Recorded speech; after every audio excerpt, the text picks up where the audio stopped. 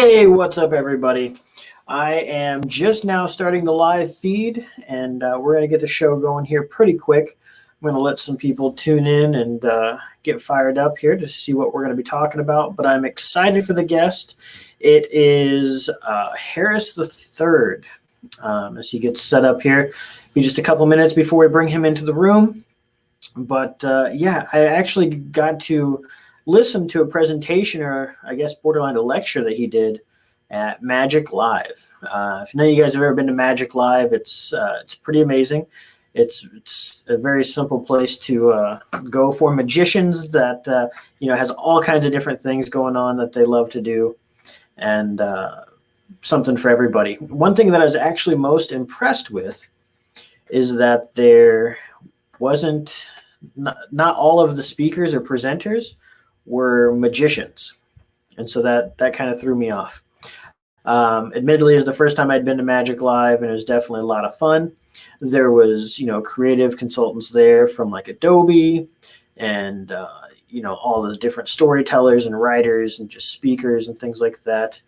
And Harris was one of them that was there, and I'm actually really excited to have him on the show.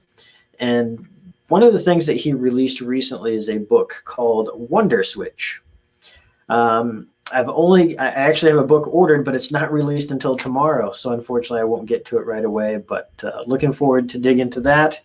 And for those of you who don't know, I'm not much of a reader, regardless of all the fake books behind me, but fortunately it's an audio book form as well. So definitely check out Amazon and things like that. I'll actually pull that up for you guys now, just so you can see where to go to get that. But yeah, I think it's on Amazon and everywhere like that too. So I'm super excited for that. And but yeah, let's bring him on, and we'll get him going on the show. We'll ask him some questions and just kind of find out the book and the inspiration behind it, and just learn about him and the different things that he has going on. Because like I said, I was highly, highly impressed with his lecture at Magic Live last year. So without further ado, I guess let's just bring Harris right in. Hey, buddy. How are you? Got volume. Let's see here. You might be muted. I am not muted. Can you not hear me? Oh, there we go. I got you now. Okay, awesome. Yeah, absolutely. Well, thanks for spending some time with me. Man, it's my pleasure. Thanks for having me on. I'm excited to chat with you guys. Yeah, absolutely. So I was kind of telling everybody here about my first experience of you was at Magic Live. I don't know if that's just normally a presentation that you give, but it was an amazing presentation. Definitely by far my favorite.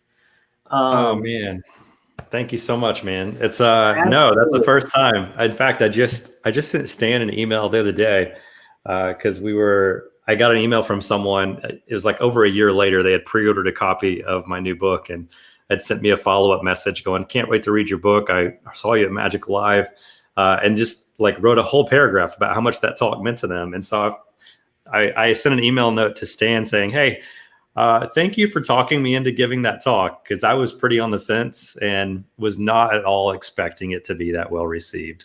So completely blown away. So thank you for the kind words. Really appreciate it. Yeah, absolutely. No, admittedly, that was my first time at Magic Live. And, I went there expecting to learn and talk about all this great magic stuff and whatever. And I was surprised, I really shouldn't have been, of how many speakers were there that really didn't talk about magic, really, or weren't magicians themselves, but really just had like a creative perspective on magic, or just an inspirational story, kind of like yours. But yeah, every one of them really focused on kind of that emotion of performing magic. And that's really what you kind of spoke on for the most part. And digging a little bit more into it, I listened to like I said, I have your book ordered. It won't be here till tomorrow. But I did go through that first chapter you have on your website, and it's absolutely amazing. I'm excited for it. Yeah, thanks, man. Yeah, for everyone listening, if you're like, what first chapter is he talking about? You can just go to thewonderswitch.com. thewonderswitch.com, which is the name of my new book, which I have handily sitting here on my desk. So this was a pre-release copy. These came in last week, I think. So you should get yours anytime, depending on when you ordered it, Travis. But it looks like to dig into it. But you can read the first chapter for free on the website. Yeah, it looks like it was shipped and it's on track to get it tomorrow. So awesome. Excited. I'm going to put that website right there in the comments so everybody can see that. Yeah, so I don't know. It looks like we got a few people watching, a handful of people watching, so that's good. So definitely, do your comments, ask your questions and stuff like that. But I kind of want to dig a little bit more into you, man. I want to learn more about you, like kind of your history and your background and what led you to kind of wanting to be that speaker and share your stories as much as you're willing to share, of course. Yeah. Oh, man. I mean, it's a big question. It's been quite a journey. There wasn't just all of a sudden this moment where I was like, oh, I want to share my story. And I kind of fell into it by accident. In my mid-20s, I got a magic kit from my grandmother when I was 9. So like a lot of kids and maybe even a lot of magicians listening to us talk right now, it started for me when I was a kid. It took probably 2 years for me to finally book my first official show. Got paid $25. It was awesome. I was like, this is it, man. This is what I want to do for the rest of my life. So fast forward about, I guess, 15 years later, I started traveling around the world performing full time as a teenager, dropped out of high school to do magic full time. I ended up getting a diploma. My parents jokingly called it hotel school because I did a whole program, but I was in a hotel room constantly. And so, yeah. And I don't know how much of my story you want to get into, but lots of ups and downs over the course of that career. And in my mid-20s, I had hit rock bottom after some bad decisions in my early 20s. And by my mid-20s, I was just still kind of traveling around, trying to make sense of the world and trying to figure out what life was all about. And I was at this school in Michigan doing a school assembly program. And I really wasn't even that excited about the school. What I was there for is to promote the big show, like the big show at the theater later that night. Right. Yeah. And so anytime I came to town a few days early, we would always go hit up some schools and try to sell tickets to the shows. And every now and then the principals or school leaders would let us come in and do a full show, and they would turn it into an assembly instead of me just hitting up, the cafeteria with a deck of cards or something. And so I walk in for this assembly. All the students are filing in, coming up, sitting in the bleachers. Already it's like, oh, this is gonna be awful. Like, audience is up above you. I'm down on the gym floor. The sound system is not great. The principal walks in and is like, hey, you're the magician. And I was like, yeah. And he goes, well, you know how to trick people, right? And I was like, I mean, what do you say to that, right? What magicians do. He goes, why don't you go out there and teach those students how they're getting tricked and making the choices that they were making? And I was like, dude, I don't think I'm what you think I am. I'm not here to be a motivational speaker. I don't know anything about the choices they're making. He's like, well, they're bullying people. A lot of them are addicted to things. Like, he starts listing off all this stuff. And then he just goes out and introduces me. So I'm like, I don't know what to do. I go out, I do my set. I finish with a straitjacket escape. And at the end, I look over and he's like, kind of giving me a thumbs up. Like, I have a few minutes left to say some inspiring words. And man, I just held up my straitjacket and I was like, hey, I don't know what this straitjacket represents to you guys. I don't know what it felt like to watch me struggle to get out of this thing. If you're like, that looked really hard, it's because it was. Straitjackets are not easy to escape from. And I've had a lot of straitjackets in my lifetime. And honestly, for one of the first times, I opened up and it was just really raw and real with my audience about my own struggles, and instead of trying to make it look like I had my act together and that my life was perfect and, covering the part of the story where I'd made $1 million doing magic shows by 21. And, I had a chance to hang out with celebrities and build a fancy house and drive expensive cars. I told the rest of the story, which was going bankrupt by 22 and my life falling apart and all the addictions that I struggled with as a teenager and some of the abuse that was a part of my childhood. And was just I try to be as vulnerable as possible, and finish by saying, I don't know what your straitjacket is. I just know that we all have one. And I want you to know there's always hope. And I don't know if you've ever done a bad show. I've done lots of bad shows. Yes.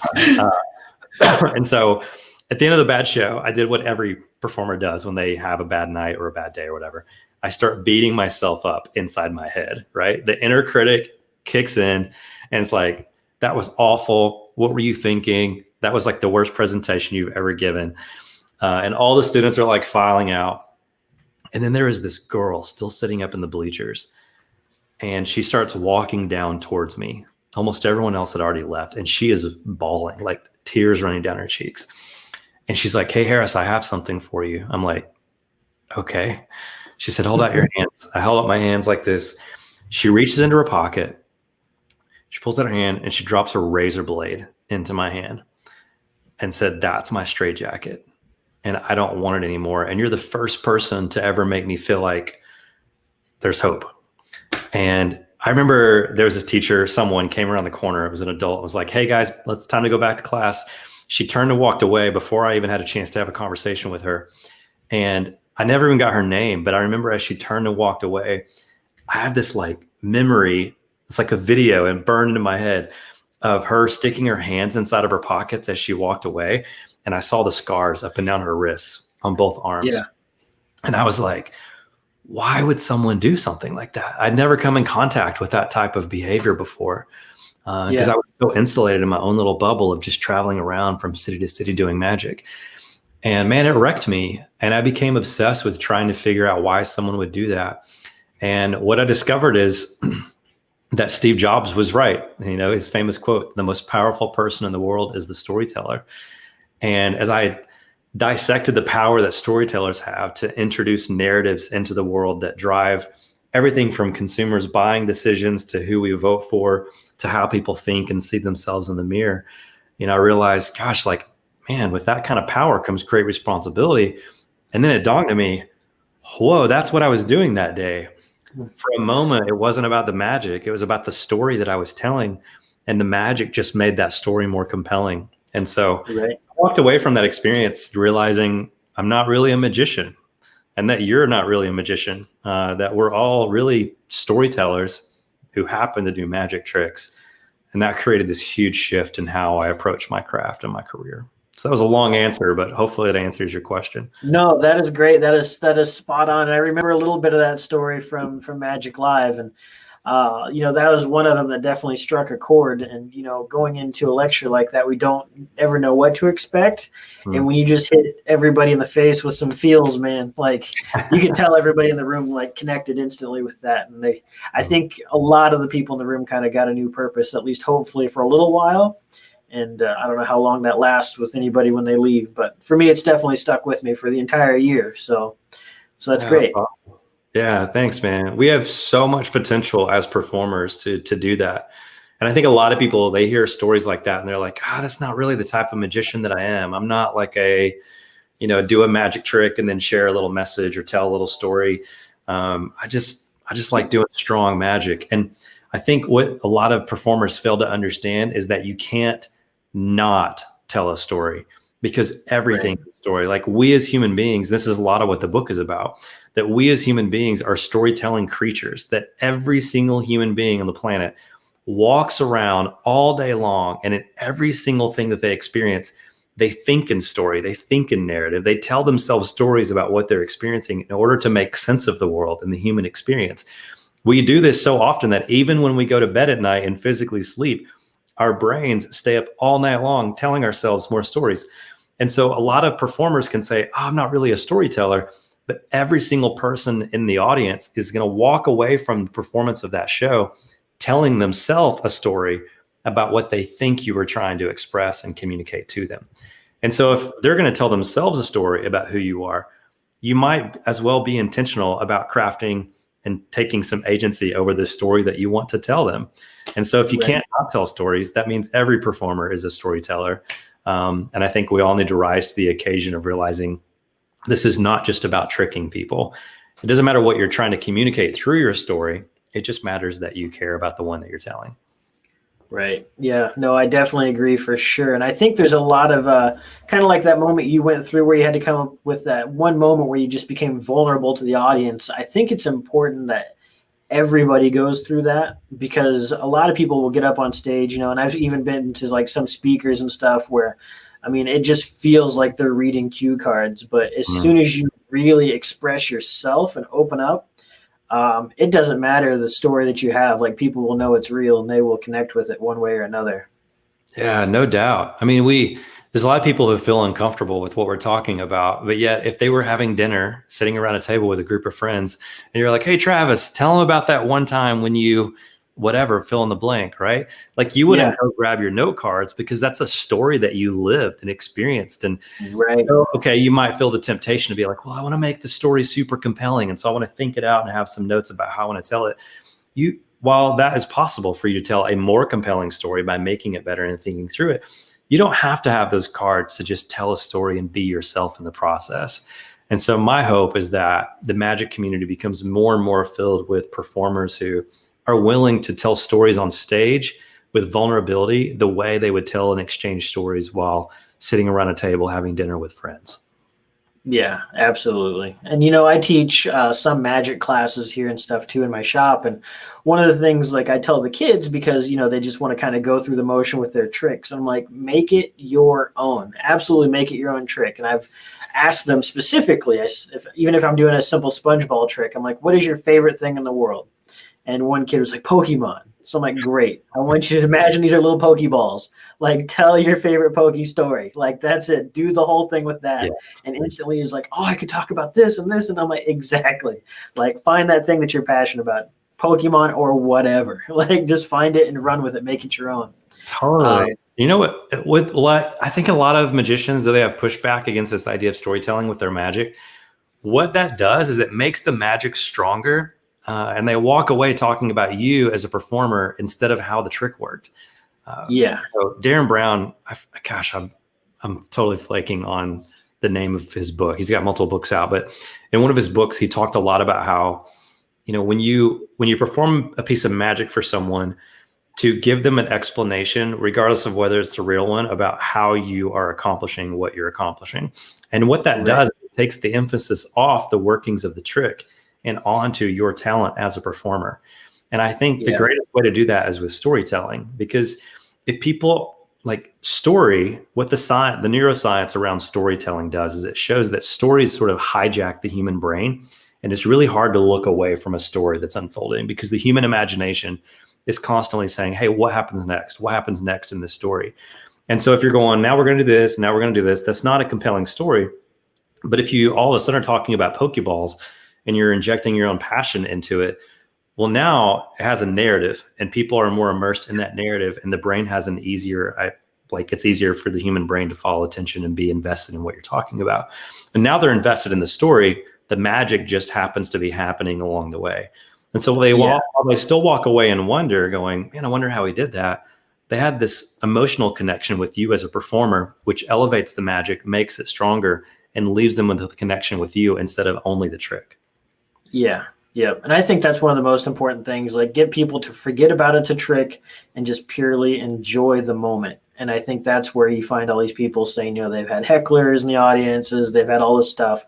I think it's just because, and, I think 90% of it's on the performer almost always, because, you could make something disappear, but why does the audience care?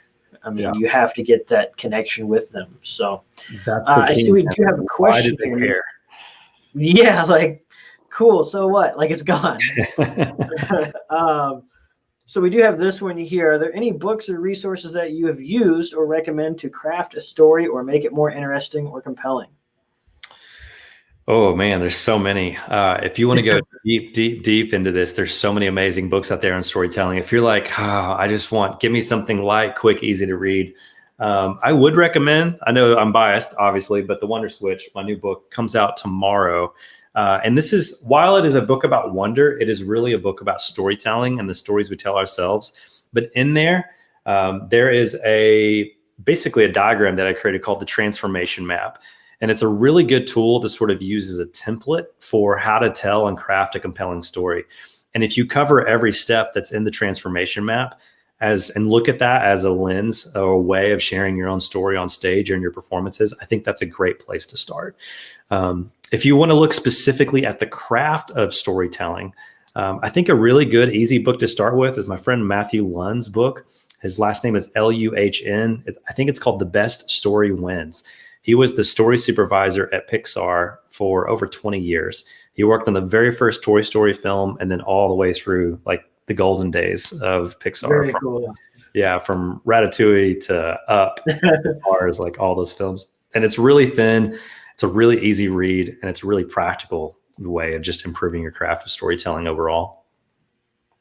Very cool. So while you had your book out, let's talk a little bit about the book. Like, so what was kind of your inspiration? Like when did you start actually saying this is what I want to write? This started about 2 years ago. I started in a lot of the keynotes that I was giving. A lot of the companies that I work with were asking me to come in and talk about how to think creatively. That was in response to them attending a conference that I was producing called Story, which I still produce. We just finished up our 5th year, virtually, of course. And Yeah. when I started doing Story Conference, all these amazing companies started coming. Apple started sending creative directors. We had Disney Imagineers start popping up, designers from Google, people from Cirque du Soleil, National Geographic. It's crazy. And as a result of curating that conference and leading that community of storytellers, some of those companies started coming going, how is this conference is very creatively produced and it's very immersive. And I'm noticing that it's not just about the content that's delivered from stage, but you are quite literally immersing us in a story while we are having conversations about storytelling from the speakers. How is it that you do that? And so I tried to dissect my own creative process, and because I wasn't able to answer the question, I was like, I don't know why it's so effective. I'm just kind of doing it. It's kind of like learning the secret to a magic trick, because you asked your mentor, how does this trick work? And they gave you the secret, and then you practice it, and now you can do it, but you don't understand why. But why does that principle work? So it's easy to learn the French drop without understanding the psychology behind why people think that the coin is in the other hand. In fact, Right. total side note, if I have any encouragement for magicians, it's that stop caring as much about how magic tricks work and start understanding why magic tricks work. And what you will discover is that these universal principles of deception, or if you want a synonym that sounds a little bit less negative, these universal principles of psychology and persuasion are applicable to so many other facets of life outside of magic. And so as I started to dissect my own process and going, why is Story Conference so effective? Why are people having these types of transformational experiences while in attendance? I realized it came back to something that was really at the intersection of my two sides of my work around the subject of wonder as a magician, and then my work around the subject of story as a storyteller. And so these companies said, hey, come give a talk on that, whatever that creative process is. And that's when I decided to start using the metaphor of a switch. It's the best metaphor that I know of to explain what a state of wonder and entering into it feels like. Because when wonder gets crushed, it's like someone turns out the lights. Not only does it blind you and keeps you from being able to see the possibility around you, the wonder switch being on or off also toggles how you use your imagination. And when you're sitting in the dark side of our imagination kicks in, and we start misusing our imagination. So in the book, I talk a lot about how worry is a misuse of imagination, because to look at the future, and really your imagination is just a flight simulator, sort of virtual reality tool for the future. Your imagination is always filling in the blank, what if, or what happens next in this story. And it's fast forwarding in the story subconsciously, making a decision about what it sees in the future, and then sending it back to you to send a signal to your nervous system on whether you should be afraid or scared or not. And so all these things that we worry about are rooted in futuristic storytelling going on inside of our imagination. And I think that worry is a misuse of imagination. And so when the wonder switch gets turned off and the lights go out, it affects all these things about how our brain works and the stories that we tell ourselves. Likewise, turning the wonder switch back on, it's like turning on the lights, and it permits us to believe in a story that we have yet to see. And so wonder helps you move from thinking that seeing is believing, and this cynical mindset of like, oh, I'll believe that when I see it. Seeing is believing to believing is seeing. Helps you understand that what you believe has the power to change what you see. And sometimes you have to believe in something or the possibility of something before you can actually create it or see it. So that's really how it began 2 years ago. And here we are finally with the book coming out tomorrow. It's been quite a ride. Yeah, that's awesome. And I was reading, I mean, obviously a little bit about that map and all the other stuff that you have in there. So, like, what is kind of the progression from beginning to end of the book? Like, what can people hope to take out of that? Yeah, sure. I know one thing that I definitely look forward to is not how to just learn to flip that switch, but how to continue to carry that on. It's not not just like, yep, this is it, you're done, but how to continue with that mindset. Yeah, I mean, it's interesting you say that. The transformation map that I referenced earlier was my attempt to map out the journey back to wonder. Like, how do we reawaken wonder and turn the wonder switch back on? And what comes with that? What happens along the way? And I was struggling because I was basically drawing a timeline. And along that straight line, I was like, but what comes before the first dot on the timeline? And then it just dawned on me one day to take the two ends of the timeline and pull them around in a circle. Because the reality is the transformation map is a circle, because we come into this world wide-eyed, believing in magic, and our wonder is wide awake, and the wonder switch is completely turned on, right? And so if the wonder switch comes on, that means that wonder is our natural state. And then something in our childhood turns that wonder switch off. And then we end up in some pretty dark places if we're not careful, end up getting stuck in complacency, ruled by worry, become very cynical and jaded. And we need an inciting incident to turn the wonder switch back on, to start our journey back to wonder. And so because it's in a circle, well, at any time, 2020 was a great example of that. Yeah. On either side of the transformation map in the book are inciting incidents. There can be positive inciting incidents that completely transform our lives and lead us back to wonder, or negative inciting incidents that sort of suck us back down in the bottom half of the transformation map and crush our wonder. 2020 was a negative inciting incident that a lot of people have been deeply affected by, and it has sucked. But that doesn't mean that we can't find our way back to wonder. And it doesn't mean that wonder can't give us permission to believe in the possibility of a better story. But we have to do some work along the way. And so, yes, it is a circle, and the switch can go on, off, on throughout our entire lives. And the reality is it's probably a dimmer switch, because sometimes, even though the wonder switch may never get fully off, there are times that it can certainly start to fade away, and we've got to learn to fade it back up. But to answer your original question about kind of the process of the entire book, it kind of starts there. It helps people understand what is the wonder switch? What does it permit? What does life look like if the wonder switch is turned on? And what kind of opportunities does it bring you? Here's what the future has the potential to look like. But unfortunately, most of us had our wonder switch turned off. What turns it off? Now, that requires some pretty radical self-inquiry and some digging into the parts of your story. Because as I said earlier, if wonder is your natural state, that means to get back to a state of wonder doesn't mean you have to go find something that you've never had. It's more about going and searching for something, and it's less about going and searching for something, I should say, and more about taking something that's getting in the way, a blockage, and removing it, about returning back to your true, authentic self. It's less about becoming something that you're currently not, and more about unbecoming the thing that was never really you to begin with, right? Yeah. And so that's what chapter 2 is about. And then we kind of get into how we are storytelling creatures, that as human beings, we think in story, that narrative is the operating system of our brains, what that means for how we are led to tell ourselves stories that aren't true. Once we address some of those lies and the ways that we get cleverly deceived, we jump into the neuroscience of awe and wonder, which is crazy fascinating to me. There's a lot of new studies out of UC Berkeley. They're doing a great job at studying positive awe states, which I associate with wonder, because there are negative awe states. Awe is the root word for both awful and the word awesome, right? So you can be in awe of something and it have a negative impact on you, but you can also be in awe of something and it change everything for you. So positive awe states I associate with a state of wonder. And there's a bunch of new studies out from them at UC Berkeley that are showing us just how wired we are for wonder, that wonder and experiences in positive awe states can shift the physiology in your body, can do things like decrease chronic inflammation in your body. It can create this openness to other people's stories. The presence of awe can increase your empathy and give you the ability to connect with other people on a heart level. If you think about that through the lens of being magicians, I mean, that's pretty crazy, because our ability to succeed as performers is only equal to our ability to connect with the audience. And there are too many people failing to connect with their audiences simply because they don't have empathy. And they don't have empathy because they have no room for wonder.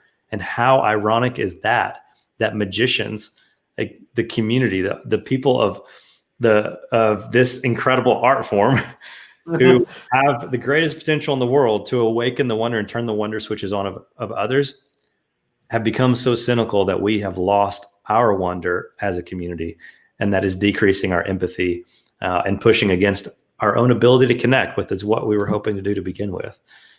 Right. Crazy. So once we get into neuroscience, then we start to find our way back to wonder over the course of a couple chapters. I talk about the difference between a limiting mindset and a wonder mindset. That's a really practical chapter about what are the key components of a wonder mindset and how do we change the habits in our lives around that. We get into how to create an environment that allows your wonder to be sustained, because it's one thing for you to read a book or to create a life experience that awakens your wonder. But after you find your way back to wonder, to come home or to go to the office and that wonder get crushed again because the environment around you doesn't permit that wonder to be sustained, because your environment shapes your life. And we are products of our environment. So there's a whole chapter in there about how to create your own wonderland. And then we finish on what it looks like to live a life of curiosity. And in my opinion, curiosity is wonder in action. So if wonder is a state, if it's a noun, then once it becomes a verb, once you're in a state of wonder, you become curious. And all of the science that supports curiosity being linked with creativity and innovative thought, you can't have that stuff without wonder, because it lays the foundation for all of it. Yeah, no, that's awesome. I'm definitely looking forward to it. What would you say to those people? Because I know it's 100% not true, but just hearing it from you too, there's so many people out there that just say they don't have a story to share. Like they don't have anything worth talking about. And I think it's so hard. And I would love to be able to see those people actually, go through the wonder switch and see how their mindset would change. Like, because I think that's the people that really, really need to see something like this. Oh, man. Yeah. I mean, well, first of all, let me preface it with this. Most of the time, the reason why people say they don't have a story to share is because they are comparing themselves with other people who they think have a really interesting story. Like every single person listening to us talk right now has a 100% success rate at making it through all the things that they've gone through so far. Right. Yeah. Like if they're here listening, that means maybe they're not at the end of it yet, but so far, they have a 100% success rate, or they wouldn't be still alive working and listening to this video right now.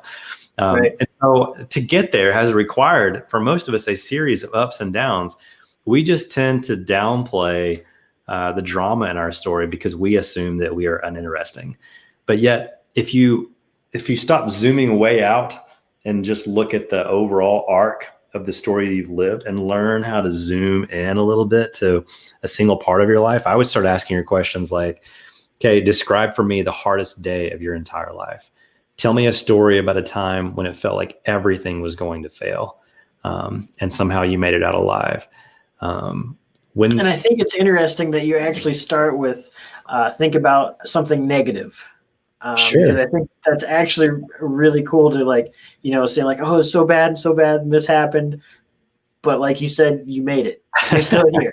Look, everything that you have of value to share with your audience, you learn from your difficulties, from your pain, from your failures, from your suffering, not from your success.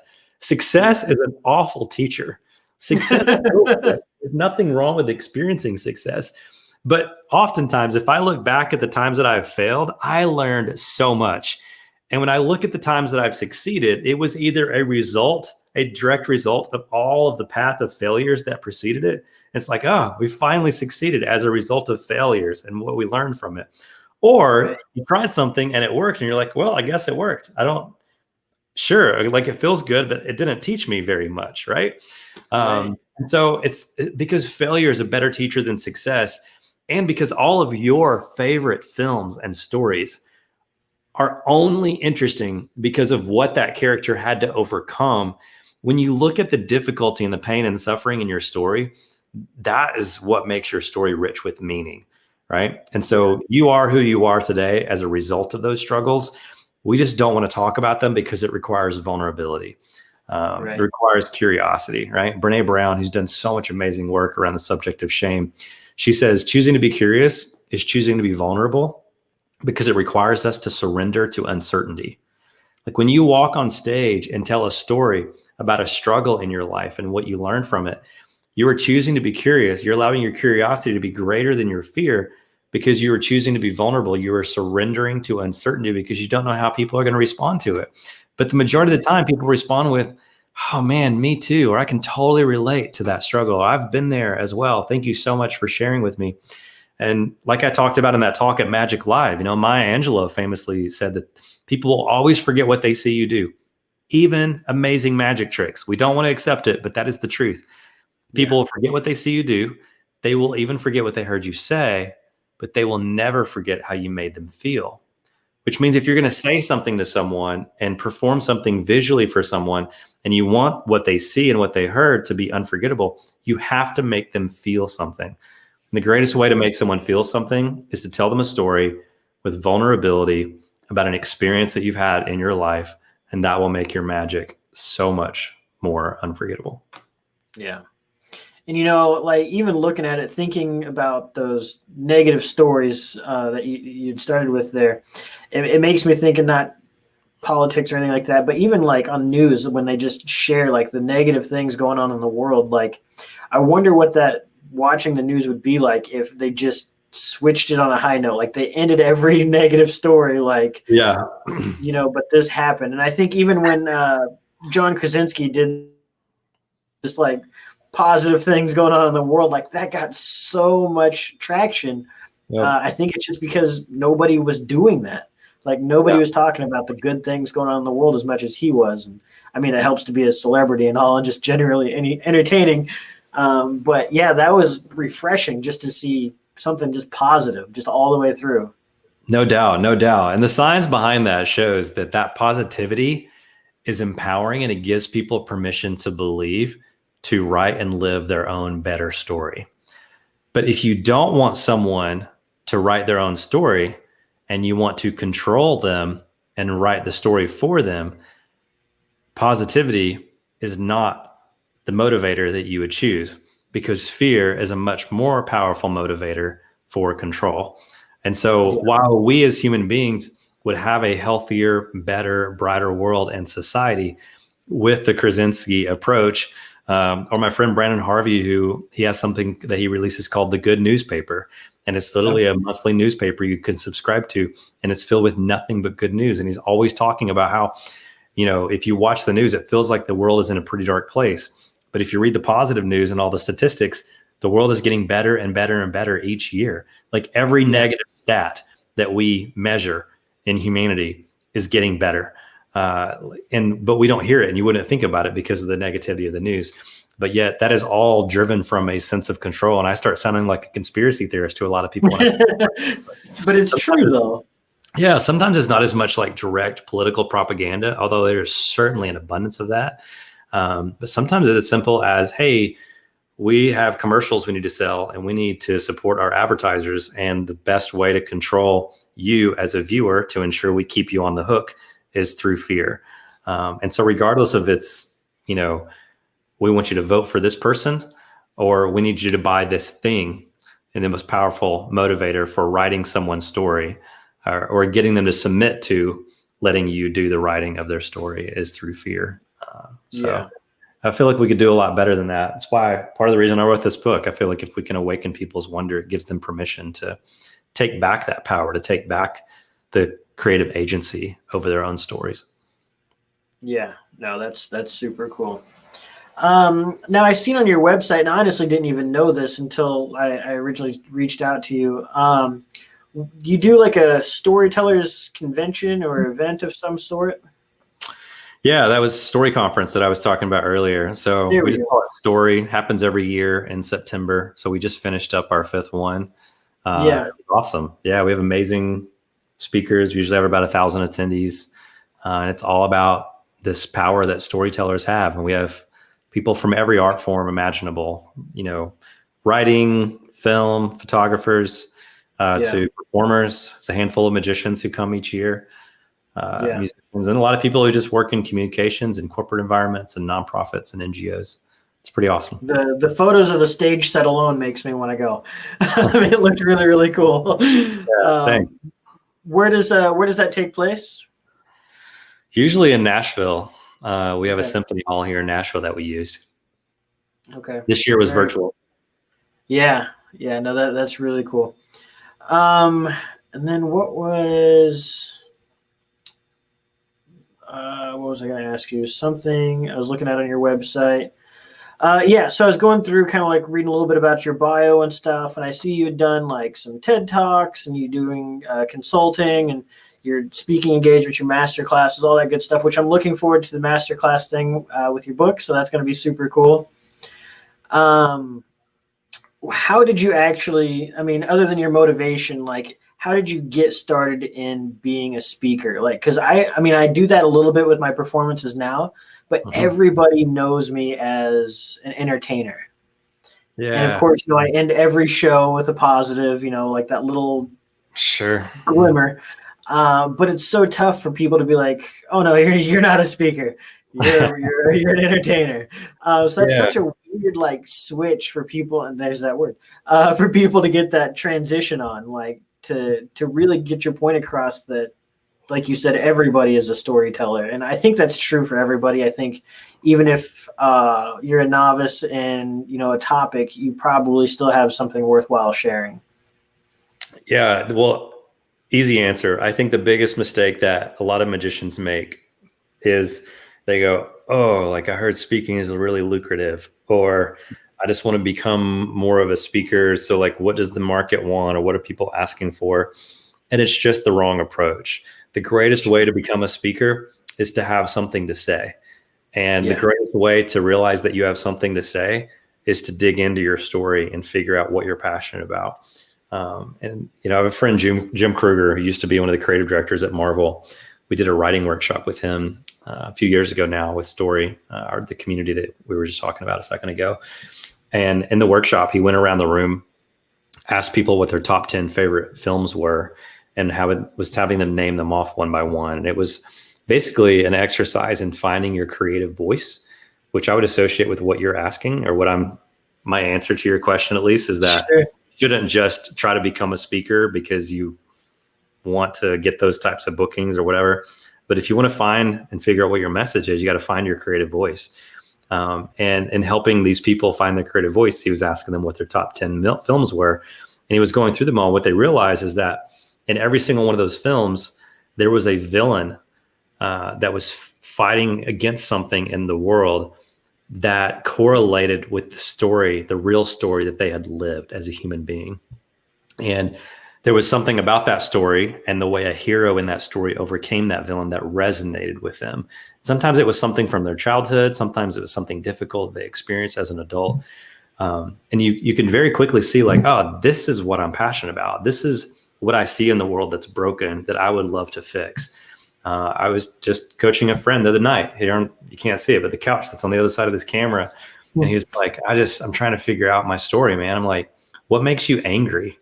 What to you like is associated with pain? He's like, he's a travel agent. And he's like, I just can't stand when there's a lack of excellence in someone's experience, with their family on vacation. A lot of people, they can't afford to go on very many vacations. And when they finally get to go on one, when that experience has lacked excellence and professionalism, and when every detail has been paid attention to, so that there's magic associated with it and amazing memories for the family. And I was like, well, tell me about that. And, you dig into his story, and he has a bunch of stories from his childhood of not being able to have those experiences together as a family, and all that got in the way. And you can see the villains that destroyed the vacations. And so now subconsciously, he's been fighting those villains through his work. And so I would say it's a similar process. You got to find your creative voice and figure out what is it that you want to say to the world? What keeps you up at night? What do you see in the world that's broken? How can you help restore order among that brokenness by sharing a piece of your own story and how you restored order among the brokenness in your own life? And the more you do that, and the more you tell that story, the more people are going to take a step back and go, oh, he's a speaker, not because he called himself one. He or she is a speaker because she had something to say. And she did a great job saying it. Yeah. Very cool. Very cool. So what do you have coming up? Like anything? I know the book was a big release for you, so that's awesome. But yeah, I mean, we have the masterclass coming up. I know you mentioned that. The Wonder Mindset Masterclass. It's basically an online course. We're going to film it live over the course of 6 weeks. But these 6 modules will be available in the recording. So we're going to start selling that. It's $297 for the full course. However, you can get it for free with a pre-order copy of the book. And so that is available until tomorrow night at midnight. So Tuesday, technically, I guess Wednesday morning, Tuesday night at midnight is your last chance to claim that. So again, the Wonder Mindset Masterclass, we're going to film it over the course of 6 weeks. So you can participate live, or you'll have access to the recordings, but you get it for free instead of paying almost $300 for it by just pre-ordering a copy of the Wonder Switch. And then you just go to thewonderswitch.com. There's a little button that says claim my free bonus. You click on that button, type in your name, email, and then your receipt information. And somehow software does all the work and puts you in the lineup. It worked for me. It was pretty cool. I'm like, how's that work? And then, it went right through. So that was awesome. Yeah. So, awesome. Very, very cool. One of the groups that I'm a part of, I'm vice president, I'm broadcasting to, is called Our Growth Project. So basically, we're kind of all about arts, education, and entertainment for youth and different things like that, providing them a platform for voice and then kind of nurturing their passions a little bit. Outside of the whole magic thing, just somebody trying to chase their dream of whatever it is they're passionate about. Like, what do you have to say to that person? Like, if you could instill one piece of knowledge, like, what would that be? That's a great question. Yeah, I mean, here's the thing about wonder, and I'm going to start sounding like a broken record, and that is intentional because I'm passionate about people understanding the role and power that wonder has in their lives. And 2020 has hijacked a lot of stories and crushed a lot of wonder. Wonder gives you permission to believe in what you have yet to see. And so we all become so jaded, and if we get to the point where we're just like, oh, wonder, I'll believe in that when I see it. Or like, oh, you're telling me this is possible in my story? You're telling me to have more passion? Look, but really the root of passion means willingness to suffer. So it's like, well, we got to be willing to suffer for something. But in all the suffering that's taking place this year for so many as we pursue our passions, we have to hold on to our own sense of wonder. And that wonder is compelling. It gives us permission to believe in a story that we have yet to see, because what we believe has the power to change what we see. Now, when I say that, people roll their eyes, right? Because again, of that cynicism, they're like, oh, this is like that new age woo-woo. Like, if I just believe in it, it's like The Secret, the law of attraction, attracted to me. No, that's garbage, right? You still have to put in the work. But like, think about it. We're not open to a new story because we think there's not a new story that could possibly be better than the one we're in. So we all want to pick up the remote and rewind right now. We want to press the rewind button and go back to 2019 because we don't like 2020 and we don't think there's something better in the future that could be better than what we had because we were comfortable, many of us, with what we had. So wonder gives us permission to go, yeah, but what if there's something better? And what if this year is a gift by way of shaping me and molding me into the type of person that could only walk and step into the type of story that's coming in 2021? And I'm using year numbers as markers, but it doesn't have to be that way, right? Yeah. And so when I say believing is seeing, what I mean is that if you go back to that girl in the state of Michigan, in that school that I was speaking in at the beginning of our conversation, she had believed a bunch of stuff that wasn't true. Someone sold her some lies. She didn't have a good relationship with a family that wasn't doing a great job of caring about her. She was getting bullied and picked on at school, made her feel like she wasn't enough, that she didn't have what it takes. So she believed lies. When she stood in front of the mirror, what she believed was changing the reflection of the person that she was seeing. So if I were standing next to her, what I would say is, I see someone who is smart, who is pretty, who has what it takes to succeed, who's learning and growing, who has the power to get through this, who's being brave, right? But that's not what she saw in the mirror. She saw someone who was stupid, fat, ugly, dumb, didn't have what it takes, might as well go ahead and hang up her hat right now and call it quits, right? Yeah. Two people, eyes, were seeing two completely different perceptions in the mirror, right? That's because what I believe was changing what I saw, and what she believed was changing what she saw. And so we have to do this radical self-inquiry into ourselves. We have to look in the mirror and get real about what it is that we believe to be true about who we are and how the world works. And we have to change those belief systems. And wonder is the foundation. The presence of wonder is what gives us permission to believe in a new possibility of a new story.